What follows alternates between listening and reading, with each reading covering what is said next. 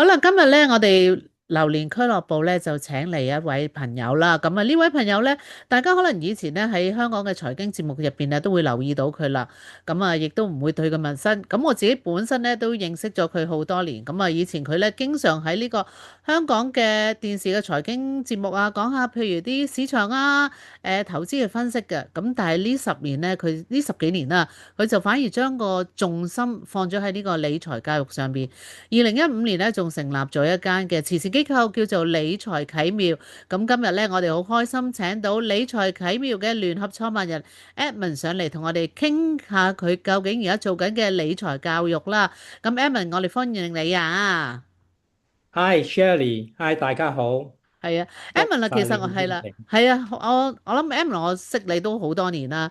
我識你都係啊，係因為澳洲啦。咁啊，今日同我哋嗯澳洲嘅聽眾做呢個嘅分享嗯啦。咁啊，嗱，我都想俾大家知你少少 background。咁我都知你係澳洲大嗯，學畢業嘅。咁不如講下你少少 係 background 先啦。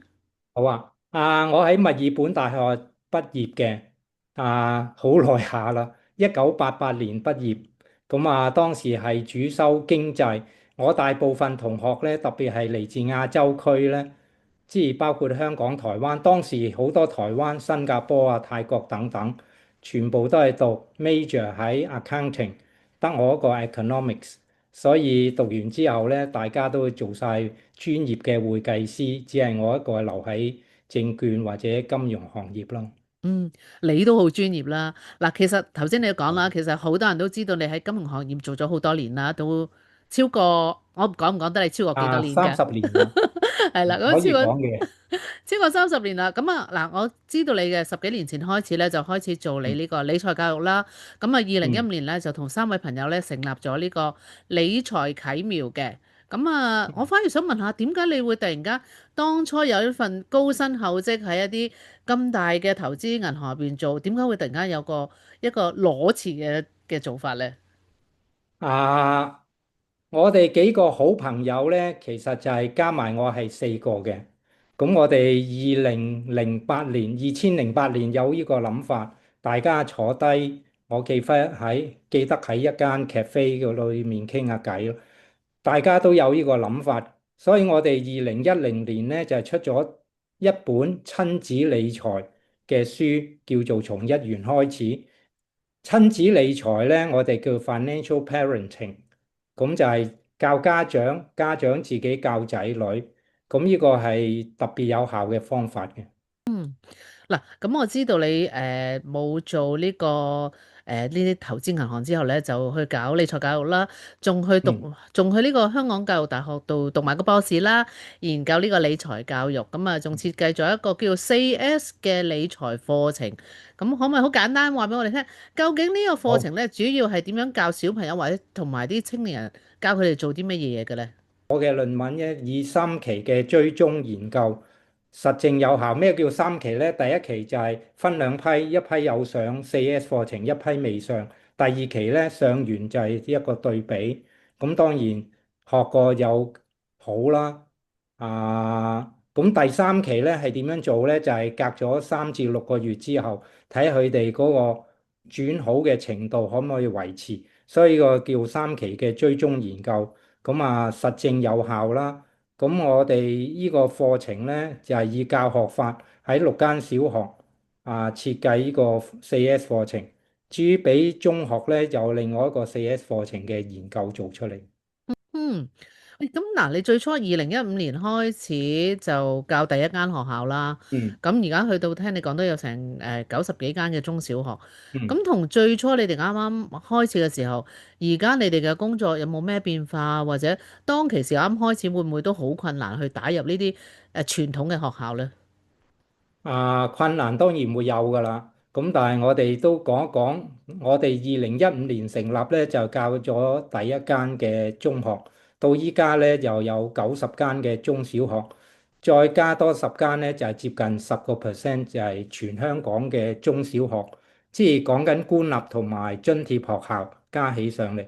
我哋係專注理財嘅教育，依家大概我哋培訓咗30位嘅義務導師。我就好多謝佢哋，真係好用心去教咯。因為佢哋所收嘅居馬費咧，澳幣咧，可能一日都冇20蚊。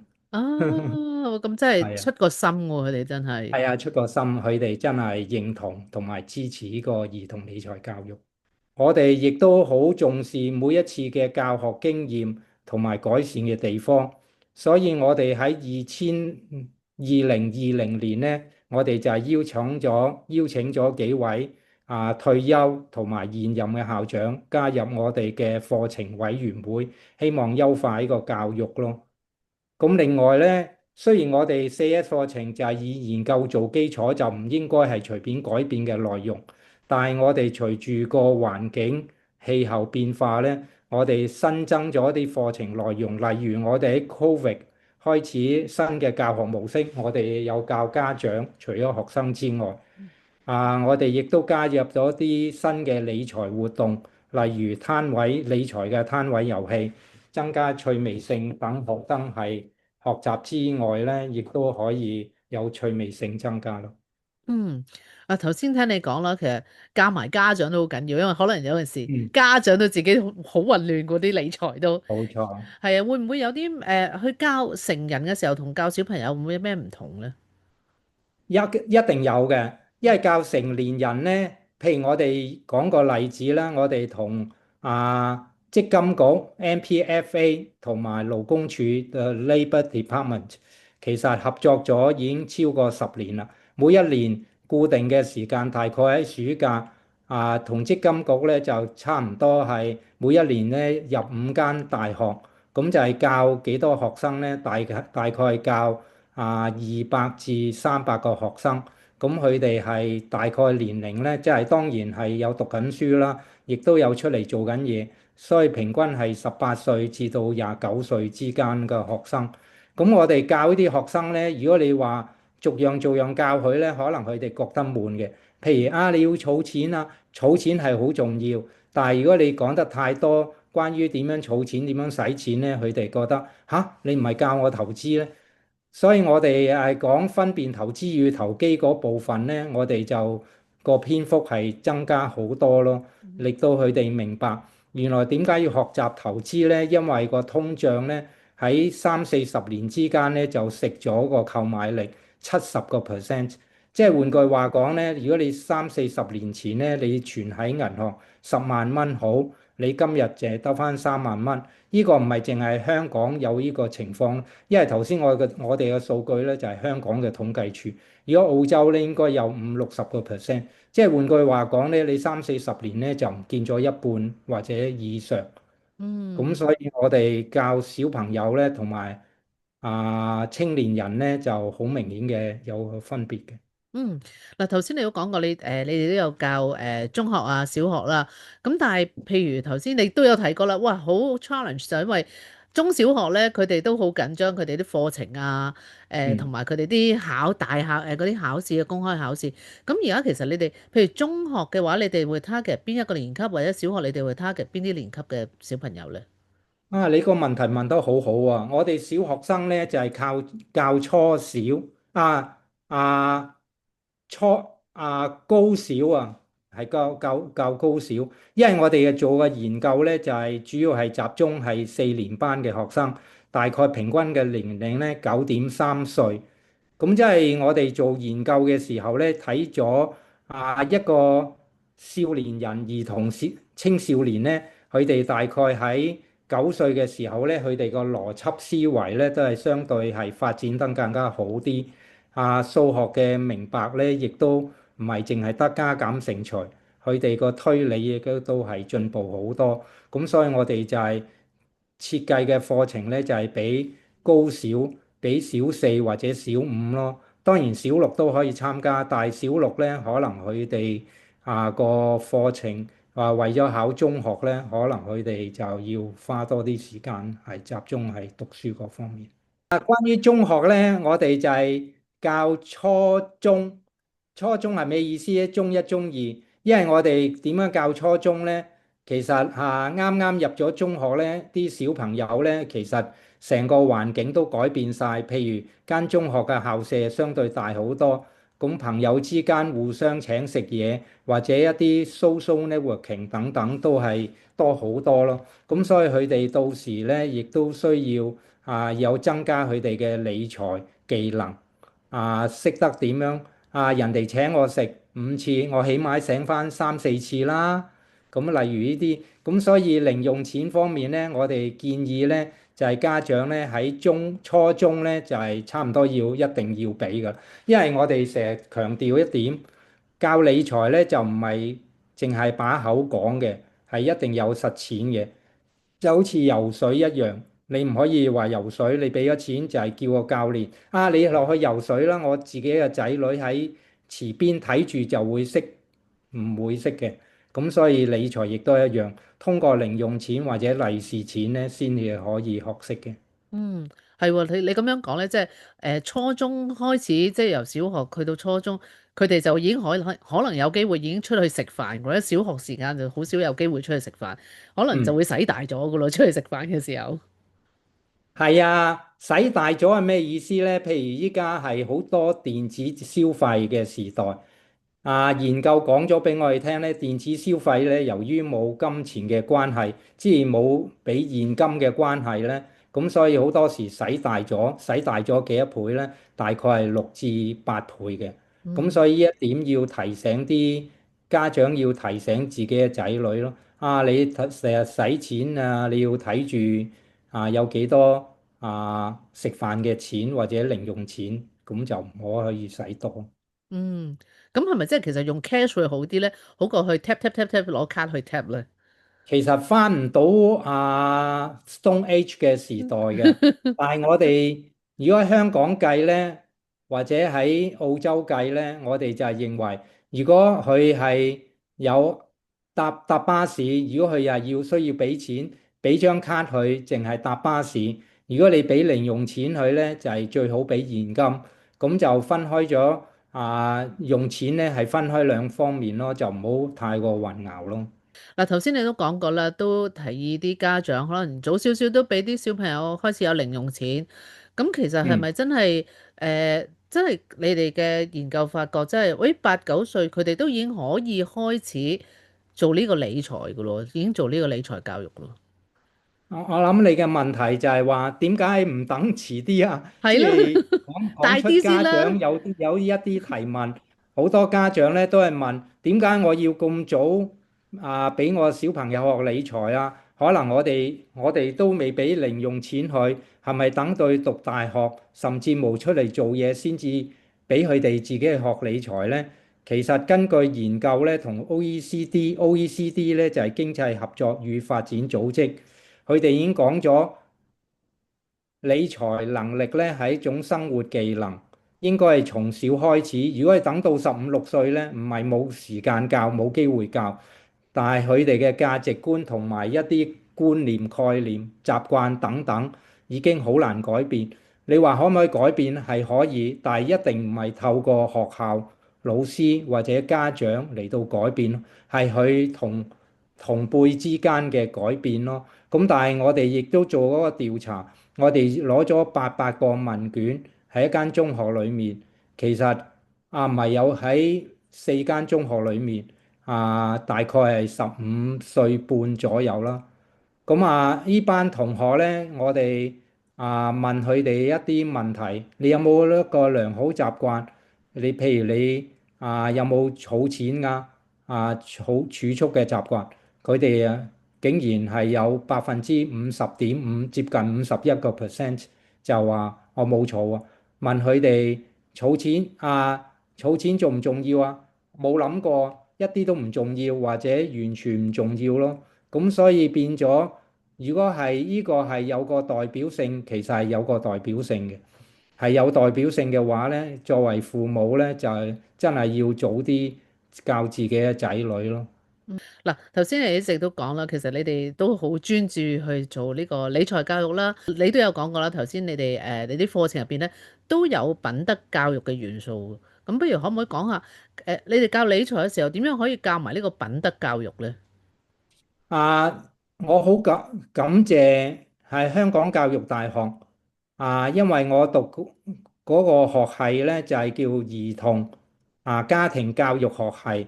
咁所以呢，好多謝佢啲教授，佢亦都應該話要教埋佢哋心理或者情緒嘅健康。咁所以我哋呢，就係裡面有一啲品德嘅元素，包括金錢價值觀啊、分享助人嘅觀念啊、學習等待等等。學習等待原來係好重要嘅。而一個肯等待嘅人呢，佢會儲錢會好做得好啲，使錢亦都唔會亂晒大龍。咁分投資與投機呢，佢就唔會話，我今日買就聽日要賺2成5成，就唔係咁樣諗咯。或者肯等待嘅人呢，相對俾人佢呢，或者一啲投資或者消費陷阱呢，就係相對冇咁容易跌咗入去咯。除咗你之外啦，喺理財啟妙入邊咧，仲有你另外3位朋友一齊開展呢個嘅 project 啦。但係你而家有好多導師，頭先講過啦，有啲退休嘅校長啊、教師啊，都係義務嚟同你哋工作去教小朋友嘅。究竟其實你哋呢個機構而家係點樣去運作嘅咧？我哋由開始咧做呢個理財教育嘅工作咧，都係唔收費。經費開始嘅時候嚟自身邊嘅好朋友。我哋點解咁做呢？就係希望低收入嘅家庭、兒童或者家長，我哋所講 underprivileged 嘅 families 佢哋同樣有機會學習，最後令到佢哋家庭受惠咯。咁所以我哋2021年呢，好多謝所有人，特別係一個家族嘅慈善機構伍兒孫基金或者五福基金，咁就係佢哋對我哋嘅資助咯。嚟嗯。緊啦，咁啊做咗10年啦，嚟緊嘅5年或者10年，你哋其實仲有咩目標？又可能希望可以達到啲乜嘢嘢咧？我哋希望第一繼續保持透過學校同其他嘅機構，同其他機構嘅意思咧就係其他 NGO 啦。其實我哋依家已經同咗60個 NGO 合作，我哋希望穩定咁樣增加教導學生同埋家長。第二，我哋亦都希望培訓學校嘅老師。到依家我哋有13間學校將 4S 課程做咗校本課程。我哋希望擴大老師喺學校繼續教導學生咯。依家我哋嘅機構咧捐款係主要嚟自家族嘅慈善基金同埋私人捐款，支持我哋嘅工作同埋理念。咁我哋講下頭先你都有提過，我哋慈善基金呢個慈善基金嘅運作模式。第一，我哋收到嘅捐款咧係100%用翻喺教學相關嘅用途上邊。咁第二咧，我哋所有創辦人包括董事會嘅成員咧，都係以義務嘅身份工作，唔收取任何嘅工資。點解呢？我哋嘅目的咧就係希望將所有嘅資源咧投放喺教導兒童青少年正確嘅理財觀念同埋態度，對佢哋一生，希望佢哋一生受用。嗱，今日聽完你嘅分享咧，我都覺得其實理財咧，真係我哋生活嘅一種技能嚟嘅。無論係就特別係對我哋出咗去做嘢啦，我都要儲錢，都要投資。咁原來喺小朋友嘅階段，其實滲透呢啲嘅知識俾佢哋，幫佢哋打定一個根基都好重要喎。係啊，好多人就係其實多咗人明白，早啲建立個觀念啦。我成日都用一個例子，你覺得教一個8歲嘅小朋友，18歲、28歲去到88歲，邊個易教啲啦？當然88歲嘅人會同你講，好多謝你提我哋啊，但係你好明顯從佢嘅眼神、從佢嘅語氣、語調等等，佢都係唔會改變嘅，佢只係禮貌回覆。但係8歲嘅小朋友咧，你只要俾機會佢，因為我哋個課程咧就係透過一個教學法嘅設計，咁就係透過佢哋小朋友唔會覺得悶嘅，佢哋有機會提出佢哋嘅諗法，點解要學呢樣嘢啊？其實每12分鐘咧，唔超過12分鐘咧，我哋就有活動，包括小組討論或者一啲遊戲活動洗手種植等等。咁令保持佢嘅興趣，保持佢個集中力等等咯。其實細路仔咧應該係要早啲教嘅，早啲教嘅好處咧就係佢哋慢慢建立咗呢個觀念，咁就好似刷牙洗面一樣，一啲都唔難嘅。所以家長係要幫助仔女建立一個良好嘅理財習慣咯，就係瞓覺之前刷下牙，咁就 OK 噶啦，就係咁。每日都要儲下錢咁樣。又唔係每日，但係如果你一個禮拜俾一次零用錢，你咪叫佢儲1成或者2成、10%、20%。好多家長問啊，你儲錢係咪要儲90%係最好啊？其實唔係嘅，因為我哋所有教理財咧，就係去用喺個生活習慣，用喺將來嘅正常嘅生活個。你諗下，你同我。如果係有份工作，我哋點會將我哋嘅收入可以儲9成，而係只係使10% 啫？冇可能咯。所以嗯我哋教小朋友咧，都係儲10%、20%已經好足夠。嗯。我又想問下一個嗱，嗱喺香港啦，我哋啲朋友啊，譬如出去工作，我哋出月薪噶嘛。喺澳洲，嗯，我哋啲朋友咧就係2個禮拜啊，甚至個個禮拜出糧。係啊。咁啊，俾小朋友啦，咁如果作為家長，究竟係月薪俾佢好啊，定2個禮拜俾一次零用錢佢好咧？如果你覺得，第一視乎自己嘅仔女幾大，第二睇下佢哋懂唔懂得處理啲錢。如果你俾一個讀緊小學嘅小朋友一個月俾一次，咁你會發覺一係佢就1蚊都唔使，一係就係一個禮拜已經使晒。爹哋媽咪，我冇晒錢啦。咁你咪發覺原來一個月係唔 work 嘅。俾嘅意見咧就係你最好一個禮拜固定，譬如禮拜一或者禮拜五、禮拜六，總之係固定嗰日俾錢，咁你先至養成到佢一個先儲後使嘅習慣咯。我哋成日講習慣咧，其實習慣你如果你要一個小朋友咧，太複雜嘅習慣咧，其實好難做。當我哋有一次做唔到咧，我哋就冇晒信心做。所以我哋作為家長咧，就算你一個月或者2個禮拜，一個禮拜出一次糧好，但係你當俾零用錢你嘅小朋友咧，最好就係一個禮拜差唔多同一個星期一或者星期日俾錢佢嗯，咯。喂，咁不如咁啦，你頭先都講咗呢個少少嘅 tips 啦，仲有冇啲一兩個 tips 或者俾多少少 tips 俾啲家長，究竟喺親子理財入邊，我哋要留意啲乜嘢嘢咧？其實成個重點咧就係我哋第一個4S 咧，第一個 S 就係 saving，就係儲蓄。咁儲蓄咧，我哋做個研究咧就係證實咗，原來先儲後使咧，save first, spend later。當你有錢嘅時候咧，如果你透過零用錢俾自己嘅仔女第一次接觸金錢咧，其實你第一句説話應該講咩？唔係話阿仔阿女你唔好亂咁使啊！第一句説話應該就係話阿仔阿女你應該儲起一部分，儲起幾多咧？頭先我哋講過啦，10%，最多唔超過20%。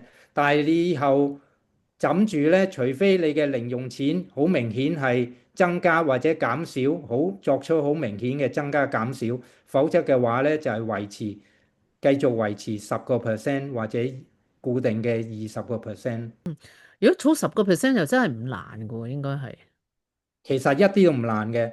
其實我哋因為冇時間，唔夠時間咯。其實我哋教青年人呢，我哋就係話頭先有講過，就係教佢點樣做投資啊嘛。其實投資唔困難，好多人以為學投資就係好鬼死困難，所以好困難呢個字呢，就係俾有心嘅人呢，就好容易跌落個投資陷阱。係啦，投資好難啊嘛。你睇我哋咁專業，所以你聽我哋講咯。你俾2萬蚊或者幾多萬我哋就好短時間之內同你賺咗幾多個 percent。係如果一般人嚟講咧，你買一啲 ETF，即係上市交易基金，一個指數嘅基金，香港咧就係叫盈富基金，美國就係 S&P 500指數、Dow Jones 呢啲基金。咁呢啲基金咧個好處咧就係佢下邊咧。佢有30間公司，或者接近100間公司，或者甚至無500間公司。咁啊個管理基金嘅公司呢，佢就會幫你睇住啲公司唔好嘅踢咗佢出去，好嘅就邀請佢入嚟，即係已經幫你管理住啲公司個質素。咁啊，亦都佢哋有派少少利息，咁所以唔熟嘅人呢，其實就係、我唔知係咪講多咗，就係應該係就買啲指數基金。咁就唔需要擔心個別股份嘅大波動嘅風險咯。好啦，多謝 Evan 頭先咧俾咗啲額外嘅資訊、投資資訊俾我哋啊！啊，講多咗少少啦，唔好意思啦。我哋想你講多啲啊，其實咁好啦，咁啊，多謝晒 Evan 你嘅時間啦。睇下你下次，我知你經常會嚟澳洲噶啦，睇下會唔會有機會嚟同我哋澳洲嘅小朋友做分享添啦。